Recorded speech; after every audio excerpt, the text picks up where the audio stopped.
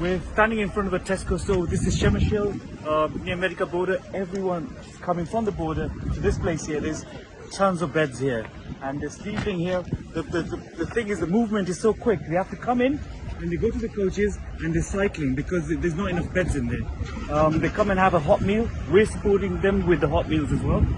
We're taking you to the Khalsa tent. We'll be going through chips. We did 300 kilograms of chips yesterday.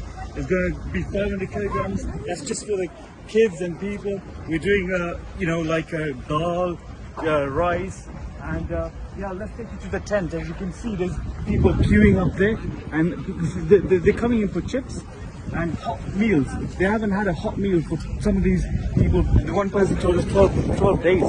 And 12 days with a hot meal, just biscuits. And they come in here, look at that. They're enjoying hot food.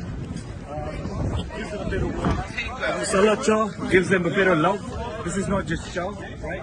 We have a chat with them. We basically, they love the tea, by the way. They all know masala chow. In Ukraine, they have Indian TV, so they know about masala tea, and they know, they come all the way here.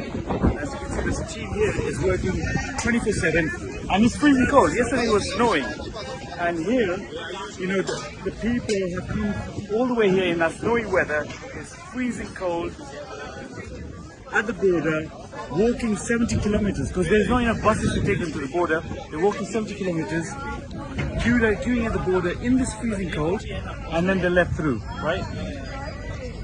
So we have courage with us, and we keep on helping people who, as you can see, we're helping people try and find the right buses, right trains.